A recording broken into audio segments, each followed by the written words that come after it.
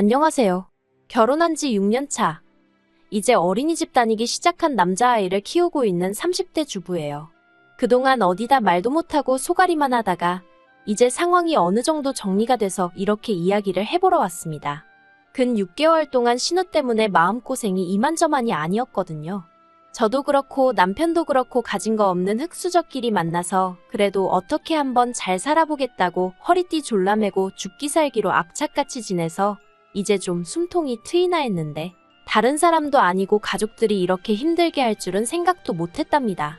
그리고 요새 다른 집들도 그렇게 자식들을 차별하나요? 저도 위로 오빠가 하나 있긴 한데 성별이나 순서와 관계없이 저희 친정부모님은 뭐든지 똑같이 해주셨거든요. 아무튼 신우는 말할 것도 없고 시부모님한테도 서운하고 야속한 마음이 너무 커서 당분간은 못 보고 지낼 것 같습니다. 남편하고는 지인의 소개로 만나긴 했지만 이미 같은 직장에서 오며 가며 얼굴 정도는 익힌 사이였기에 아주 어색하지는 않았어요. 나중에 알게 된 일이지만 남편이 저에게 먼저 호감을 느꼈는데 남편도 성격이 워낙에 낯을 가리거든요. 그래서 먼저 말을 못 걸고 주변 사람들에게 물어물어 자리를 만들었다고 하대요. 아무튼 남편은 첫 만남에서부터 저에게 적극적으로 다가왔고 그런 남편이 저도 싫지 않았습니다. 그래서 얼마 지나지 않아 금세 사귀는 사이로 발전했지요. 저희는 1년 반 정도를 만났는데 이렇다 할 큰 사건 사고 없이 무난한 연애였습니다. 그래서 결혼을 하더라도 서로랑 하는 게 당연하다고 생각하게 되었고요. 저희 친정이나 시댁이나 조건은 비슷비슷했어요. 완벽하진 않지만 그럭저럭 노후 준비는 되어 계신 양가 부모님들이며 위로 결혼한 남매가 있는 것까지. 그래서 양가 부모님들끼리도 대화가 잘 통하는 눈치였고 덕분에 식장에 들어가기까지 별 잡음도 없었던 것 같아요. 하지만 식을 올리고 서로가 서로의 삶을 좀 더 가까이 들여다보게 되자 조금씩 잡음이 나오기 시작하더라고요. 특히나 남편과 제가 집을 사는 과정에 있어서는 여러 가지로 마음 상할 일이 많았네요. 일단 결혼 당시 시댁에서는 도움을 전혀 받지 못했고 친정에서도 삼천을 받은 게 전부예요. 하지만 남편이나 저나 결혼 전부터 이렇게 될 거라는 걸 어느 정도 알고 있었고 서로에게 미리 이해를 구했기에 그 부분에선 크게 불만 같은 건 없었습니다. 하지만 저는 꼭 집을 사고 싶었어요. 그것도 빠른 시일 내에 말이죠. 집이 있어야 비로소 안정된 가정을 꾸릴 수 있을 것 같았달까요. 그래서 결혼하고 한 2년 동안은 오로지 집을 사겠다는 목표를 두고 정말 알뜰살뜰하게 살았습니다. 점심은 무조건 구내식당, 아니면 도시락으로 해결했고 저녁에 둘이 나가서 어디 오붓한 레스토랑에서 외식 한번 해본 적이 없어요. 2년 동안 산 옷이라곤 혹독한 겨울을 나기 위해 어쩔 수 없이 남편과 제가 입을 패딩 하나씩을 산 게 전부였고 서로의 생일은 진심이 담긴 편지 한 통을 써주는 걸로 축하를 대신했지요. 경조사비는 어차피 돌고 도는 돈이라고 생각해서 뒤에서 말 나오지 않을 정도로 챙겼지만 그걸 제외하고는 정말 인색하다 싶을 만큼 짠순이 짠돌이처럼 살았답니다. 다시 그때로 돌아가서 그렇게 살 수 있겠냐고 물으면 솔직히 못할 것 같아요. 그리고 이렇게 사는 저희를 보는 양가의 시각은 너무나도 달랐습니다. 일단 친정부모님은 많이 속상해하셨어요. 없는 살림에 그래도 예뻐라 하며 나름대로 곱게 키운 딸이 시집을 가더니 억척스럽게 변한 것 같다며 마음 아파하셨지요. 남편도 그런 친정부모님의 반응에 죄송스러워하며 동시에 괜히 자기 때문에 제가 고생하는 것 같다며 무척 미안해했는데 정작 저는 그렇게 힘들다는 생각을 못했던 것 같아요. 집을 사겠다는 목표가 조금씩 가까워지는 게 느껴졌으니까요. 그리고 친정부모님도 안쓰러워는 하셨지만 결국 저를 이해하고 응원을 해주셨습니다. 크게 금전적으로 도움을 주신 건 아니어도 쌀이나 김치 같은 것도 챙겨주시고 가끔 저희를 데리고 외식도 가주시고 시집간 딸이 친정부모님에게 신세를 진다는 사실이 민망하기도 했지만 그게 저희 친정부모님이 저희를 응원해주시는 방법이라 믿으며 힘을 낼 수 있었네요. 하지만 시댁에서는 안타까워하거나 응원해주는 상황이 아니었어요. 오히려 저와 저희 남편을 왜 그러고 사냐면서 무시했지요. 궁상맞게 그러고 사냐면서 그러면 사람들이 뒤에서 욕한다 흉본다 할 건 하고 살아야지. 물론 시댁 식구들 말이 완전히 틀렸다곤 생각하지 않아요. 분명히 그렇게 이러쿵저러쿵 씹어대는 사람들도 있었겠지요. 하지만 제가 확신했던 건 그런 사람들이 저희 부부의 인생을 책임져 주진 않는다는 거였어요. 그래서 아무리 시부모님이 짜증을 내시고 신우가 빈정거려도 웃고 넘길 수 있었습니다. 오히려 휴가 때마다 해외로 나가고 뭐 10만원짜리 뷔페를 갔네, 12개월 할부로 명품백을 샀네 하는 신우가 신기하게 느껴졌달까요. 말이 나와서 말이지만 제가 남의 집 사정을 말하는 게 그렇긴 한데 저희 신우는 전업주부였고 심해부는 외벌이를 하고 있었거든요. 그렇다고 사업을 하는 것도 아니고 그냥 중견기업에 다니는 평범한 직장인으로요. 그래서 심해부 혼자 벌어서 어떻게 저게 다 감당이 될까 궁금하기도 했어요. 아무튼 마침내 목표한 시기보다는 조금 늦어졌지만 그래도 3년 만에 저희 명의로 된 30평대 아파트를 사게 되었습니다. 비록 대출도 많이 받았지만 얼마나 기쁘던지. 회사에서도 멀지 않고 무엇보다 어린이집부터 시작해서 중학교까지 이미 다 있는 동네라서 이제 앞으로 애만 낳아서 잘 키우면 만사형통이겠구나 싶었지요. 그리고 이사를 하고 얼마 지나지 않아 저는 제가 임신을 했다는 걸 알게 되었습니다. 이제는 좋은 일만 생기는구나 싶어서 정말 매일 어디다 자랑이라도 하고 싶은 기분이었달까요. 그런데 저희의 행복이 누군가에겐 가정불화의 씨앗이 되었던 모양입니다. 하루는 어머님이 저희 부부를 부르셔서는 너무 그렇게 즐거워하는 티를 내지 말라는 이해할 수 없는 잔소리를 하셨거든요. 그리고 알고 보니 신우가 그렇게 저희를 부러워했답니다. 신우는 저희보다 5년이나 먼저 결혼을 했는데 여전히 월세와 전세를 전전하는 중이었거든요. 그리고 막말로 그게 저희 부부의 잘못도 아닌데 저희 부부가 왜 그런 신우의 눈치를 봐야 하는지 이해할 수가 없었네요. 하지만 이유가 어찌됐건 힘들다는 사람 속을 긁어서 뭐 좋을 게 있겠나 싶었습니다. 그래서 어머님 말씀대로 이후로 신우네와 만날 때면 최대한 말수를 아끼고 말 그대로 즐거운 티를 내지 않으려고 했어요. 심지어 신우 기분이 너무 안 좋아 보일 때면 제가 남편과 다퉜다는 식으로 거짓말을 하기도 했는데 그러면 저를 위로해주는 척을 하면서 얼마나 좋아하는지 그게 눈에 보이더라니까요. 그럴 때면 신우에게 미안하면서도 동시에 신우는 우리 부부가 잘 못 지내길 바라는 건가 싶어서 씁쓸한 마음을 감추기가 쉽지 않대요. 그리고 얼마 후 신우네도 마침내 집을 사게 되었다는 소식을 들었습니다. 그런데 저는 솔직히 축하해주기가 너무 힘들었어요. 왜냐하면 알고 보니 어머님 아버님이 어떻게 보면 두 분의 유일한 노후라고 볼 수 있는 살고 계신 아파트를 담보로 대출을 받아 신우네가 집 사는데 보태주셨다는 이야기를 들었으니까요. 결혼할 때 저희는 정말 단돈 500만 원도 안 해주셨는데 남편도 애써 티는 안 내려는 눈치였지만 씁쓸한 그 표정이 많은 걸 말해주더라고요. 그래도 언제까지 그 생각만 하면서 살 수는 없잖아요. 그래서 이내 잊어버릴 건 잊고 살자 그렇게 생각하고 저희는 저희대로 늘 그랬듯이 열심히 살았지요. 그런데 작년에 정말 어이없는 이야기를 듣게 되었습니다. 신우도 어머님도 아닌 심해부의 입을 통해서 말이에요. 남편하고 심해부는 그렇게 친하지도 멀지도 않은 사이입니다. 나이 차이도 일단 10살 가까이 나기도 하고 심해부가 저희 남편이 하는 일이라면 앞뒤 재지 않고 까내리기 바빴거든요. 처음엔 그런 심해부가 이해가 안 돼서 얼마나 얄미웠는지 몰라요. 그런데 언젠가 심해부가 술에 잔뜩 취해서는 저희 남편더러 그러더랍니다.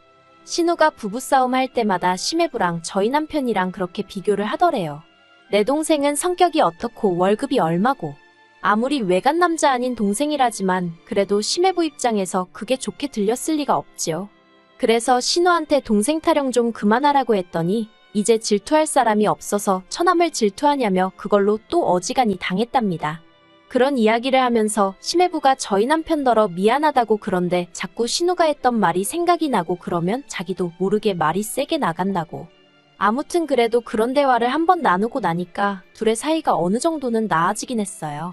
그렇지만 여전히 가깝다고 보기엔 조금은 무리가 있었지요. 그런데 그런 심해부가 남편더러 할 말이 있다며 만나자고 했다더라고요. 생각보다 일찍 들어온 남편에게 심해부랑 무슨 이야기를 했냐고 물었어요.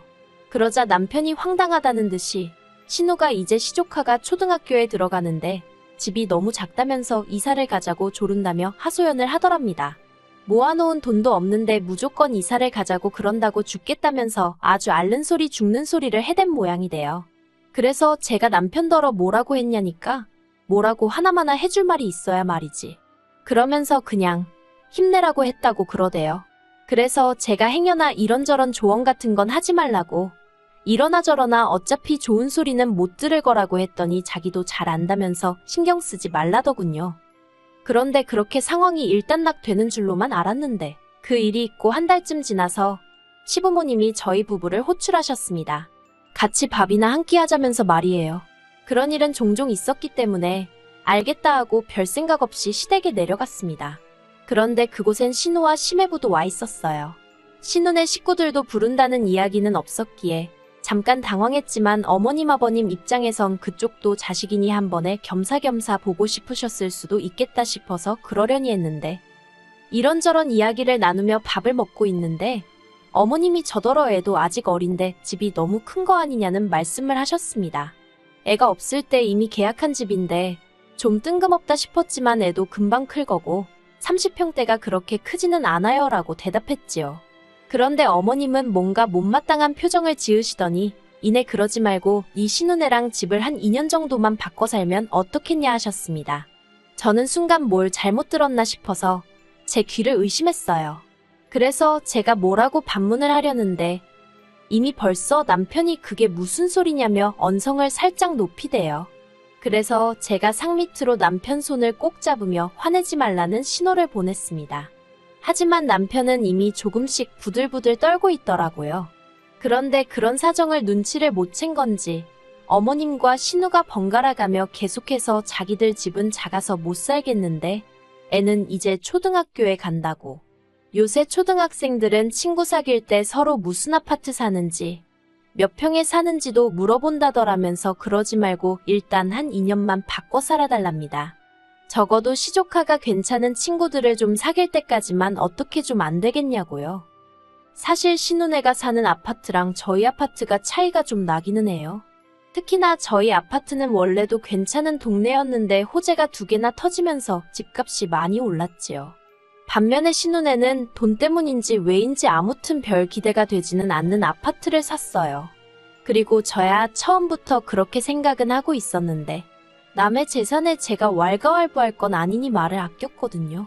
그런데 집을 사고 나서야 저희 집 오르는 거랑 자기들 집 오르는 게 속도도 다르고 금액도 다르니 성질이 났던 모양입니다.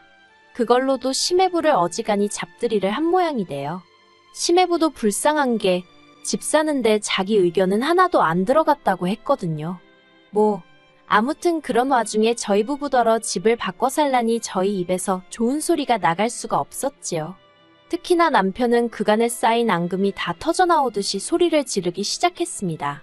결혼하고 나서 처갓집 볼 면목도 없이 10원 한 푼 도와준 적 없으면서 이제 와서 무슨 집을 바꿔 살라는 거냐고, 그게 말처럼 쉬운 일이냐고요. 그러자 신우가 명의를 바꾸자는 것도 아니고 당분간 바꿔 살아보자는 건데 너무하답니다. 남편이 그러다 누나가 안 나가고 버티면 그걸 내가 무슨 수로 상대하냐 싫다고 맞받아쳤어요. 솔직히 맞는 말이잖아요. 비밀번호를 바꾸고 어쩌고 방법이야 있겠지만 애시당초 왜 저희가 그런 불평과 어려움을 겪어야 하나요? 저도 남편 옆에서 거들고 싶고 따지고 들고 싶었지만 꼭 눌러 참고 있었습니다. 그런데 그때 신우가 저더러 아주 너 때문에 내 동생이 돈에 환장을 했다고 전에는 지부모 말이고 지누나 말이면 껌뻑 죽던 앤데 제가 남편을 다 버려놨답니다. 그리고 신우 입에서 그 말이 나오기가 무섭게 남편이 신우 뺨을 때렸어요. 신우가 벌개진 볼을 부여잡고는 벙쪄서는 남편을 노려보더니 미쳤냐고 악을 쓰기 시작했습니다. 어머님 아버님도 남편더러 후레자식이냐고 어디 진누나한테 손을 대냐고 소리를 지르셨지요. 웃긴 건 시매부는 그런 와중에 가만히 있더라고요. 남편은 그런 시댁 식구들을 향해서 해준 거 없이 바라는 거 지겹지도 않냐며 저를 만나서 그나마 이만큼 해놓고 살게 되었지. 아니었으면 자기야말로 평생 어머님 아버님 생활비나 대주고 신우한테 뒤통수나 맞으며 살지 않았겠냐고 고래고래 소리를 질렀습니다. 그리고는 2번 다시 안 보고 살아도 된다면서 연락하지 말라고 그러더군요.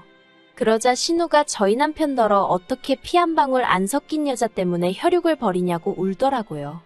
그까짓 집 좀 바꿔 살자고 했다고 이런다면서. 그런데 신우가 끝까지 잘못 생각한 게 집이 문제가 아니었던 거예요. 정말 문제는 어머님 아버님이 자식들을 놓고 또 차별을 보여주셨다는 거지요. 이후로도 계속 시부모님은 일방적으로 저희에게 연락을 해오셨습니다. 가족한테 그렇게 상처를 줘놓고 두 다리 뻗고 잠이 오냐? 네 누나가 불쌍하지도 않냐? 심지어 신우는 결국 심해부랑 이혼까지 하게 되었나 봐요. 심해부가 그날 어머님이랑 신우가 억지 쓰는 걸 보면서 그나마 애엄마라 참고 살았는데 이제 정말 있는 정 없는 정 다 떨어졌다며 이혼하자고 했다대요.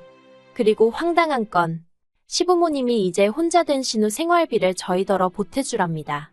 저희 때문에 이렇게 된 거니까 진심으로 사죄하는 마음으로 그렇게 해주라나요. 그러니 남편이 눈이 안 돌아가겠어요? 결국 남편은 시댁 식구 모두를 연락처에서 차단했습니다.